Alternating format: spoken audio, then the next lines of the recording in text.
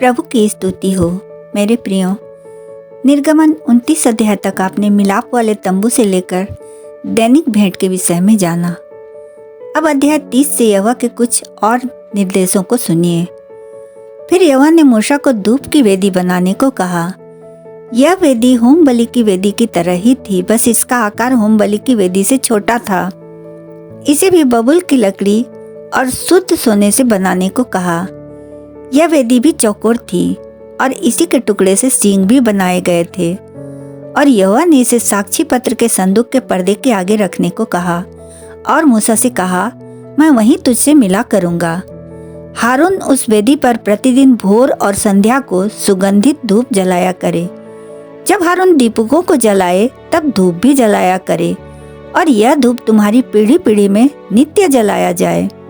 मेरे प्रियो, लूका पहले अध्याय के 5 से 25 पद में हम यूहन्ना के पिता जकरयाह का उल्लेख पाते हैं, जो कि लेवी के घराने का था और हेरोदेस राजा के समय में अबिय्याह के दल का याजक था। जब याजकों की रीति के अनुसार उसके नाम की चिट्ठी निकली कि प्रभु के मंदिर में जाकर धूप जलाए, और जब उसने धूप जलाया तब परमेश्वर ने उसकी प्रार्थना सुन ली। जकरयाह की पत्नी एलिशबा हारून के घराने की थी, और ये दोनों पति पत्नी अब्राहम और सारा की तरह बूढ़े हो चुके थे। परंतु 400 वर्षों के बाद परमेश्वर ने अपनी चुप्पी तोड़ी और यीशु के मार्ग को सीधा करने के लिए यूहन्ना के जन्म की घोषणा की। धूप जलाने का अर्थ होता है परमेश्वर तक अपनी प्रार्थना पहुंचाना। प्रकाशित वाक्य 5 का 8 पद में यीशु ने जब मुहरबंद पुस्तक को परमेश्वर पिता के हाथ से ले लिया, तब वे चारों प्राणी और 24 प्राचीन उस मेमने के सामने गिर पड़े। उनमें से हर एक के हाथ में वीणा और धूप से भरे कटोरे थे, जो पवित्र लोगों की प्रार्थनाएं हैं। भजन संहिता 141 का 2 पद में दाऊद कहता है, मेरी प्रार्थना तेरे सामने सुगंधित धूप और मेरा हाथ फैलाना संध्या काल का अन्न बलि ठहरे। फिर यहोवा ने मूसा को इस्राएलियों की गिनती करने को कहा। 20 वर्ष और उससे अधिक आयु के लोगों को गिनने को कहा, और कहा, जितनों की गिनती हुई हो वे अपने अपने प्राणों के लिए प्रायश्चित दें, जिससे जब तू उनकी गिनती कर रहा हो तो कोई विपत्ति उन पर ना आ पड़े। मेरे प्रियो, हमारे प्रभु यीशु ने हमारे प्राणों की छुड़ौती के लिए अपनी जान दे दी, और यहाँ हम देखते हैं इस्राएली लोग अपने प्राणों की छुड़ौती के लिए चांदी के सिक्के यहोवा को भेंट चढ़ाते थे।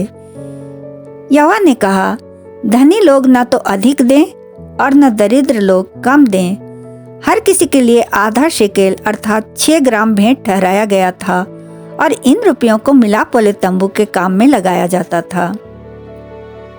फिर यहोवा ने मूसा को पीतल की हौदी पाए समेत बनाने को कहा, और यह निर्देश दिया, उसे मिलाप वाले तंबू और वेदी के बीच में रखकर उसमें जल भर देना। हारून और उसके पुत्र जब जब मिलाप वाले तंबू में प्रवेश करें तब तब वे हाथ पांव जल से धोएं, नहीं तो मर जाएंगे। और जब जब वे वेदी के पास सेवा टहल करने अर्थात यहोवा के लिए हव्य जलाने को आएं, तब तब वे अपने हाथ पांव धोए, ना हो कि मर जाएं। यह हारून और उसकी पीढ़ी पीढ़ी के वंश के लिए विधि ठहरे। मेरे प्रियो, आज हमारा प्रभु भी अपनी दुल्हन अर्थात कलीसिया को शुद्ध और पवित्र बनने को कहता है। इफिसी 5 अध्याय का 26-27 पद में पौलुस कहता है कि उसको अर्थात कलीसिया को वचन के द्वारा जल के स्नान से शुद्ध करके पवित्र बनाए, और उसे एक ऐसी तेजस्वी कलीसिया बनाकर अपने पास खड़ी करे, जिसमें न कलंक, न झुर्री, न कोई और ऐसी वस्तु हो, वरन पवित्र और निर्दोष हो। फिर यहोवा ने मूसा से कहा, तू उत्तम से उत्तम सुगंध द्रव्य ले और पवित्र स्थान के सेकेल के अनुसार 500 सेकेल अर्थात 6 किलो अपने आप निकला हुआ गंधरस, और 250 सेकेल अर्थात 3 किलो सुगंधित दालचीनी, और 3 किलो अगर, 6 किलो तेज पत्ता और 4 लीटर जैतून का तेल लेकर गंधी की रीति से तैयार किया हुआ सुगंधित तेल बनवाना।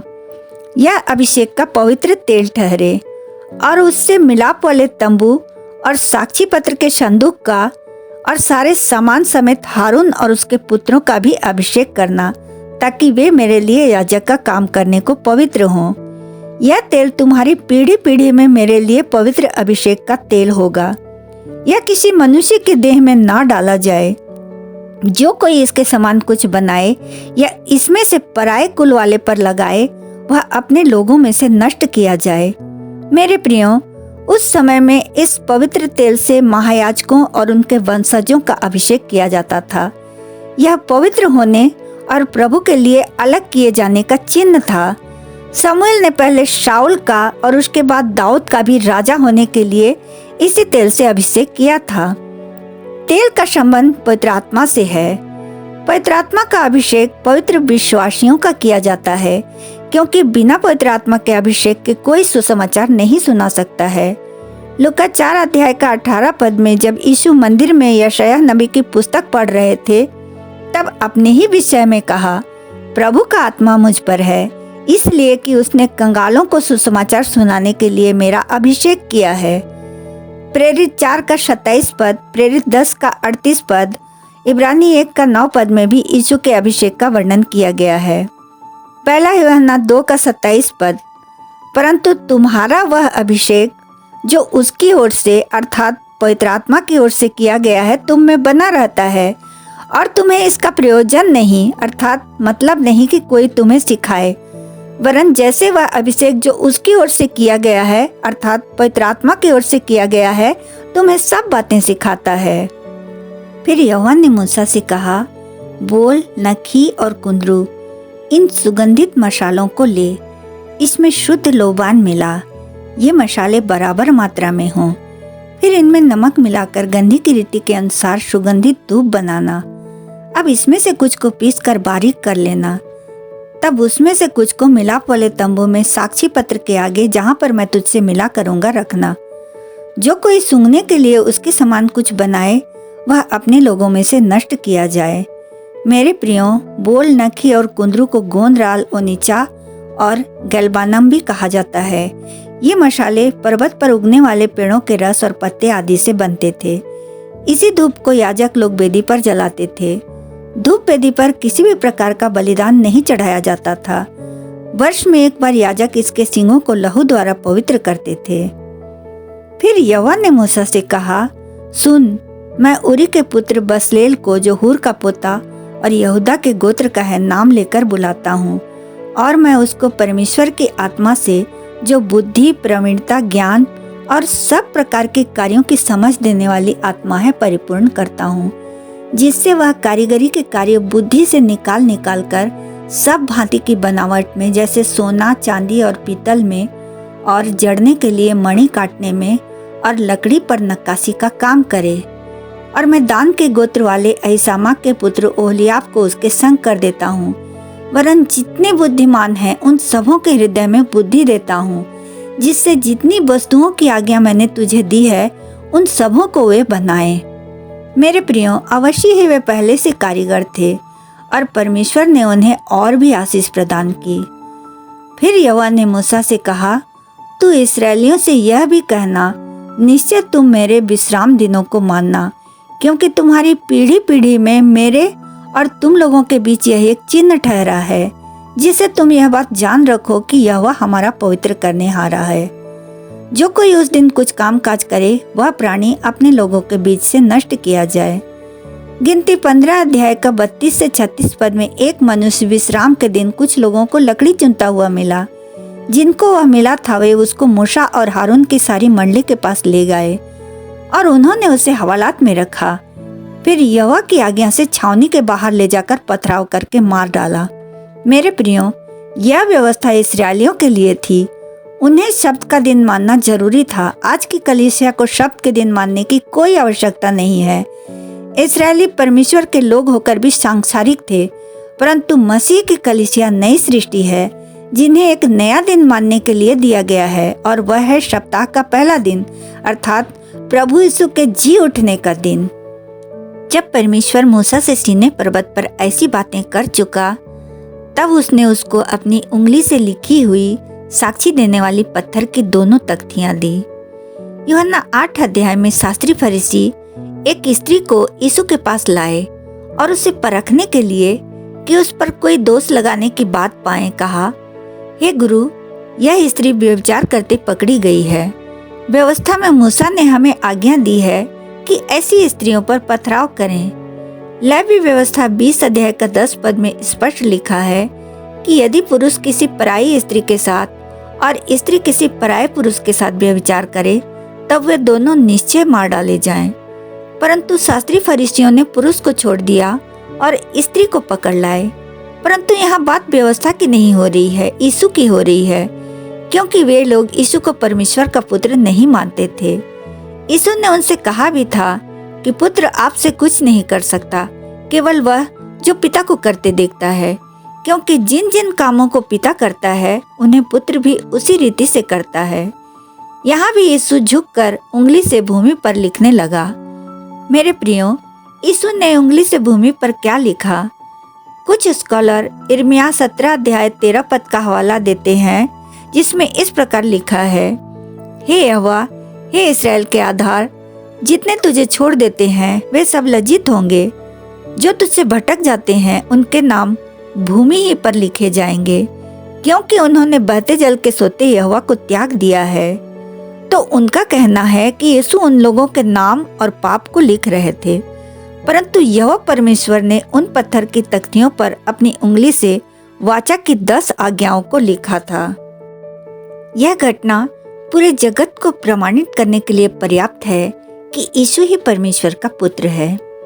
इधर पर्वत के नीचे जब लोगों ने देखा कि मूसा को पर्वत से उतरने में विलंब हो रहा है, तब वे हारून के पास इकट्ठे होकर कहने लगे, अब हमारे लिए देवता बना जो हमारे आगे आगे चले, क्योंकि उस पुरुष मूसा को जो हमें मिस्र देश से निकाल लाया है, उससे क्या हुआ हम नहीं जानते। मेरे प्रियो, हारून चाहता तो उन्हें इस पाप में पड़ने से बचा सकता था, परंतु वह आप भी उनके पाप में सहभागी हो गया और कहा, तुम्हारी स्त्रियों और बेटे बेटियों के कानों में सोने की जो बालियां हैं उन्हें उतारकर मेरे पास ले आओ। तब उन्होंने हारून के कहे अनुसार किया। परमेश्वर ने उन्हें मिस्र से निकालते समय मिस्रियों को उन पर दयालु किया था और उन्होंने मिस्रियों से सोना चांदी और बहुमूल्य रत्नों को ले लिया था। उस कृपा को वे भूल गए, यहाँ तक कि अपने उस वायदे को भी भूल गए जो उन्होंने परमेश्वर के विषय में मूसा से किया था कि हम यहोवा की सब आज्ञाओं को मानेंगे, और तुरंत बाल देवता की ओर फिर गए। हारून ने उनसे सोना लेकर पिघलाया और सांचे में डालकर एक बछड़ा बना दिया और उसके आगे एक वेदी बनवाई और यह प्रचार किया, कल यहोवा के लिए पर्व होगा। दूसरे दिन लोगों ने भोर को उठकर होम बलि चढ़ाए और मेल बलि ले आए, फिर बैठकर खाया पिया और उठकर खेलने लगे। तब यहोवा ने मूसा से कहा, नीचे उतर जा, क्योंकि तेरी प्रजा के लोग जिन्हें तू मिस्र देश से निकाल लाया है वे बिगड़ गए हैं, और जिस मार्ग पर चलने की आज्ञा मैंने उनको दी थी उसे झटपट छोड़कर उन्होंने एक बछड़ा डालकर बना लिया। फिर उसे दंडवत किया और उसके लिए बलिदान भी चढ़ाया और यह कहा है, हे इस्राएलियों, तुम्हारा ईश्वर जो तुम्हें मिस्र देश से छुड़ा लाया वह यही है। मैंने इन लोगों को देखा, सुन, वे हठीले हैं, अब मुझे मत रोक। मेरा कोप उन पर भड़क उठा है कि उन्हें भस्म करूं, परंतु तुझसे मैं एक बड़ी जाति उपजाऊंगा।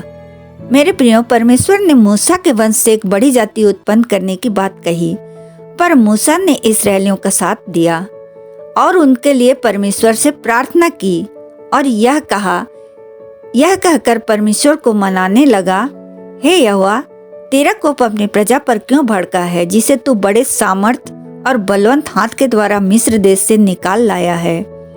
मिस्री लोग यह क्यों कहने पाए कि वह उनको बुरे अभिप्राय से अर्थात पहाड़ों में घात करके धरती पर मिटा डालने की मनसा से निकाल ले गया।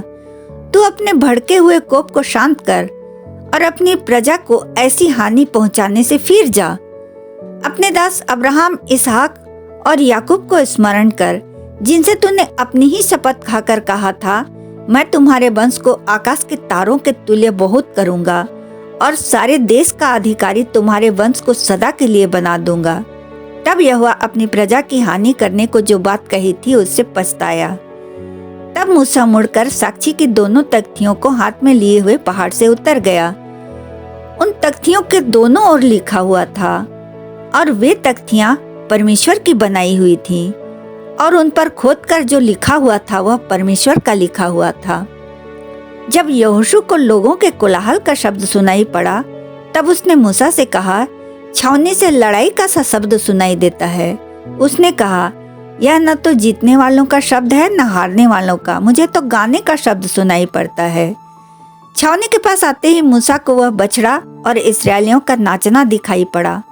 तब जिस मूसा ने अपनी प्रार्थना से परमेश्वर को मनाकर उसका कोप शांत किया था, उसी का कोप भड़क उठा और उसने तख्तियों को अपने हाथों से पर्वत के नीचे पटक कर तोड़ डाला। तब उसने उनके बनाए हुए बछड़े को लेकर आग में डालकर फूंक दिया और पीस कर चूर चूर कर डाला और जल के ऊपर फेंक दिया और इस्राएलियों को उसे पिलवा दिया। तब मूसा हारून से कहने लगा, इन लोगों ने तेरे साथ क्या किया कि तूने उनको इतने बड़े पाप में फंसाया? मेरे प्रियो, जिस तरह परमेश्वर के पूछने पर आदम ने अपनी गलती न मानते हुए सारा दोष हव्वा पर मढ़ दिया था और हव्वा ने सर्प पर, ठीक उसी तरह हारून ने भी अपनी गलती नहीं मानी और मूसा से कहा, मेरे प्रभु का कोप ना भड़के, तू तो इन लोगों को जानता ही है कि ये बुराई में मन लगाए रहते हैं। उन्होंने मुझसे कहा, हमारे लिए देवता बनवा जो हमारे आगे आगे चले, क्योंकि उस पुरुष मूसा को क्या हुआ हम नहीं जानते। तब मैंने उनके सोने के गहनों को लेकर आग में डाल दिया, तब यह बछड़ा निकल पड़ा। जबकि हम देखते हैं हारून ने सोना लेकर पिघलाकर और उसे सांचे में ढालकर बछड़ा बनाया था। हारून ने उन लोगों को ऐसा निरंकुश अर्थात स्वेच्छाचारी कर दिया था कि वे अपने विरोधियों के बीच में हंसी का पात्र बन गए थे। उनको निरंकुश देखकर मूसा ने छावनी के निकास पर खड़े होकर कहा, जो कोई यहोवा की ओर का है वह मेरे पास आए। तब सारे लेवीय उसके पास इकट्ठे हुए। उसने उनसे कहा, इस्राएल का परमेश्वर यहोवा यूं कहता है कि अपनी अपनी जांघ पर तलवार लटकाकर छावनी के एक निकास से दूसरे निकास तक घूम घूम कर अपने अपने भाइयों और संगियों और पड़ोसियों को घात करो। मेरे प्रियो, यह न्याय होना जरूरी था, क्योंकि उन्होंने भयानक पाप किया था। मूसा के इस वचन के अनुसार लेवियों ने किया और उस दिन 3000 के लगभग लोग मारे गए। फिर मूसा ने कहा, आज के दिन यहोवा के लिए अपना याजक पद का संस्कार करो, वरन अपने अपने बेटों और भाइयों के भी विरुद्ध होकर ऐसा करो, जिससे वह आज तुमको आशीष दे। दूसरे दिन मूसा ने लोगों से कहा, तुमने बड़ा ही पाप किया है। अब मैं यहोवा के पास चढ़ जाऊंगा, संभव है कि मैं तुम्हारे पापों का प्रायश्चित कर सकूं। मेरे प्रियो, प्रायश्चित का अर्थ है स्वेच्छा से अपने पापों को स्वीकार करना, जो कि क्रूस पर यीशु ने मनुष्य के पापों का किया था। और यहाँ मूसा ने इस्राएलियों के पापों का प्रायश्चित किया था, क्योंकि उसे उन्हें प्रतिज्ञात देश में पहुंचाना था। तब मूसा यहोवा के पास जाकर कहने लगा, हाय हाय, उन लोगों ने सोने का देवता बनवाकर बड़ा ही पाप किया है, तो भी तू उनका पाप क्षमा कर, नहीं तो अपनी लिखी हुई पुस्तक में से मेरे नाम को काट दे। मूसा ने उनके पापों का अंगीकार किया जो सदा उस पर बुड़बुड़ाते थे। वे सब नासुकरे और टेढ़ी जाति के लोग थे। यहोवा ने मूसा से कहा, जिसने मेरे विरुद्ध पाप किया है उसी का नाम मैं अपनी पुस्तक में से काट दूंगा। अब तू जाकर उन लोगों को उस स्थान में ले चल जिसकी चर्चा मैंने तुझसे की थी। देख, मेरा दूत तेरे आगे आगे चलेगा, परंतु जिस दिन मैं दंड देने लगूंगा उस दिन उनको इस पाप का दंड भी दूंगा। पुराने नियम में यीशु को ही परमेश्वर का दूत कहा गया है। अतः यहोवा ने उन लोगों पर विपत्ति डाली, क्योंकि हारून के बनाए बछड़ों को उन्हीं ने बनवाया था। मेरे प्रियो, यहाँ अध्याय 32 समाप्त होता है। परमेश्वर इन वचनों के सभी सुनने वालों को बहुतायत की आशीष देवे। यीशु सहाय। जय मसीह की।